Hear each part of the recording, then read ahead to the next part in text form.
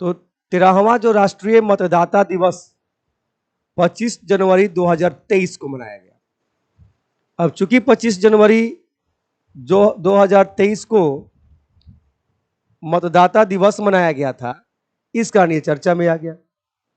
अब अगले साल भी 25 जनवरी आएगा, उस दिन भी 14वां मनाया जाएगा, तो उस पर नजर रखना होगा।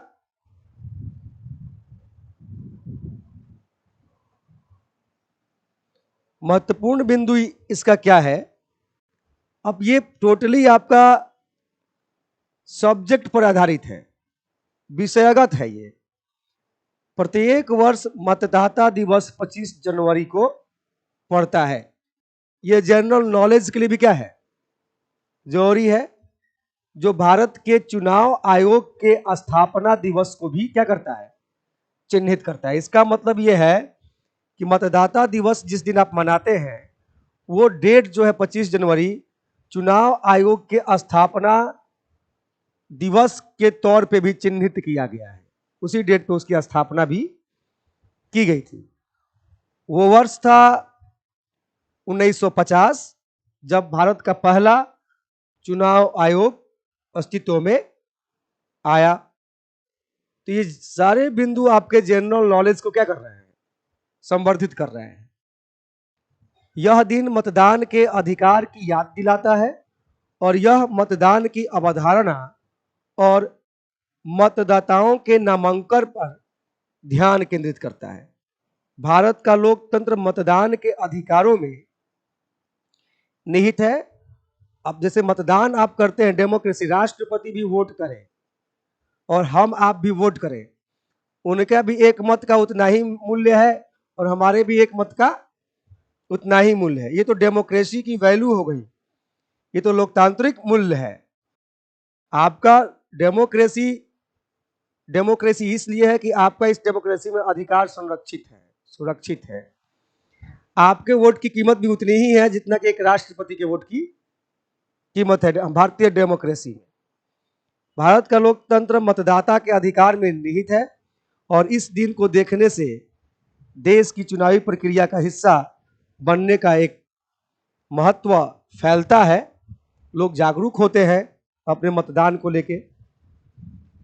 भारत में मतदाता की सक्रिय भागीदारी बढ़ाने के लिए इस दिन का अपना महत्व है और राष्ट्र को देश के भविष्य के विकास के लिए युवा पीढ़ी द्वारा चुने जाने वाले सही नेता की क्या है, आवश्यकता है। इसलिए आपका जागरूक होना पहले क्या है, जरूरी है। ठीक है, सही नेता, जब भी सही नेता की बात होती है उसमें आपको सबसे पहले पढ़ा लिखा नेता होना जरूरी है।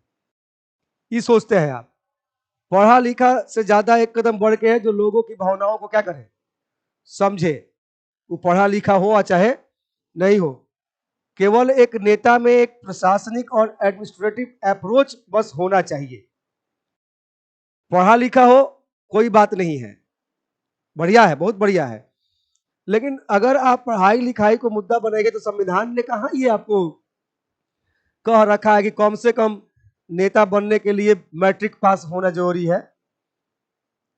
तो फिर लोकतांत्रिक तरीके से चुनाव मत करवाइए, एगो आयोग बना दीजिए, आयोग को कहिए कि हर साल परीक्षा लीजिएगा, जैसे यूपीएससी सिविल सर्विसेज का लेती है, तो इसे करवाइएगा। तो कम से कम जो बात करते हैं वो संविधान को आधार बना के जब आप बात करेंगे इस तरीके का, तो एक तरीके से ऐसा लगता है कि जैसे आप संविधान के बाप हैं। नहीं, संविधान का उल्लंघन कर रहे हैं आप इस तरह की बात करके।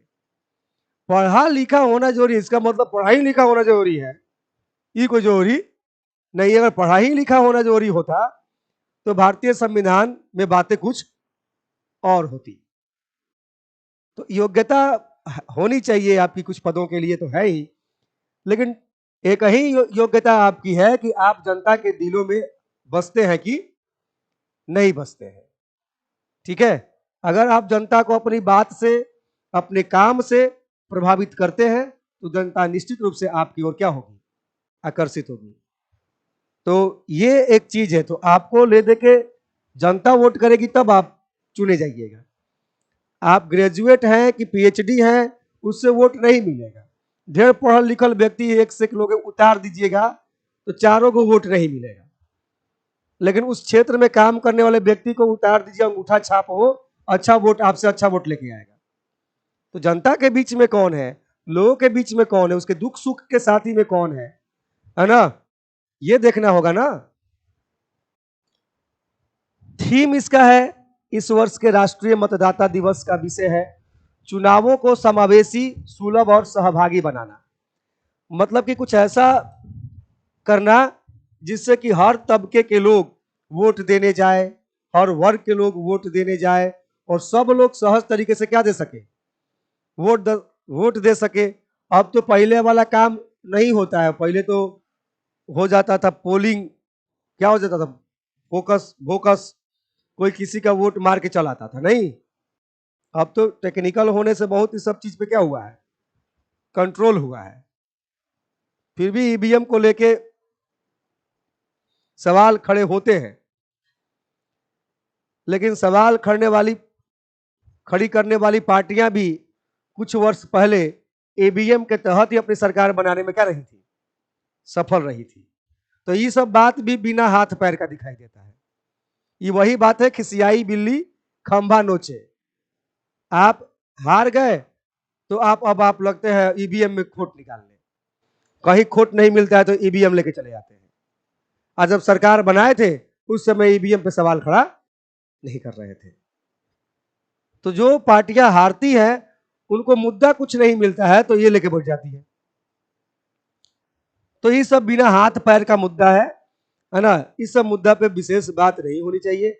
ऐसी बातें होती, तर्क है इसके लिए भी, कई तर्क इसके लिए भी है, लेकिन उतना ये ऑथराइज तर्क नहीं है जिसके लिए इतना बड़ा देश है ना, जिस देश की कोई छोटा कोई स्विट्जरलैंड नहीं है कि वो ग्राउंड में उपस्थित होकर चुनाव कर लीजिएगा, है कि नहीं। ये बहुत बड़ा देश है।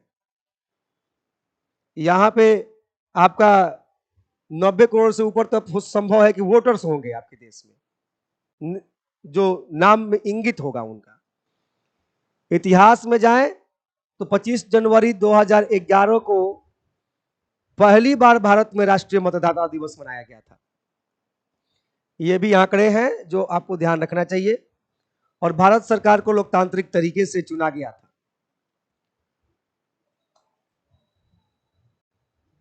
तो 2011-23 13वां हो ही गया लगभग। प्रत्येक व्यक्ति को मतदान करने का मौलिक अधिकार है। हालांकि ये मौलिक अधिकार शब्द का प्रयोग किया है, जबकि ये आपका एक पॉलिटिकल राइट्स है। क्या है? ये आपका राजनीतिक अधिकार है। राजनीतिक अधिकार और मौलिक अधिकार में थोड़ा सा क्या होता है, अंतर होता है। तो व्यवहारिक भाषा का क्या किया गया है, प्रयोग किया गया। उसके पास लोगों के उस समूह से अपने प्रतिनिधि को चुनने का अधिकार है। लोगों के समूह से अपने प्रतिनिधि को चुनने का अधिकार है, जिनके बारे में उनका मानना है कि वे देश का नेतृत्व करने, नियमित लोगों के सामने आने वाली समस्याओं को हल करने, जीवन को बदलने आदि के लिए योग्य है। ऐसा हम मानते हैं। इस कारण से अपने बीच में से अपनी प्रतिनिधि को क्या करते हैं, चुनते हैं।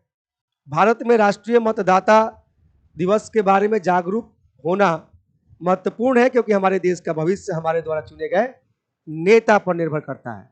तो इसमें तो खैर मतदान को लेके तो जागरूकता होनी ही चाहिए। इस दिन का इतिहास तब से जुड़ा है जब चुनाव आयोग ने 1 जनवरी को 18 वर्ष की आयु के पात्र मतदाताओं को ढूंढना शुरू किया।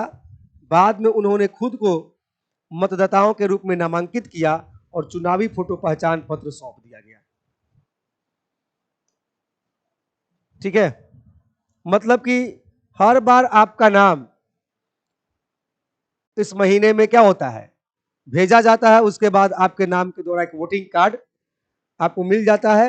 हर साल तो एक नया वोटर्स तो जुड़ते होंगे ना, आप तो जुड़ गए, लेकिन हर साल तो कई लोग 18 वर्ष के होते होंगे, तो उसका भी तो वोटर्स में नामांकन होना जरूरी है, उससे संबंधित है। परख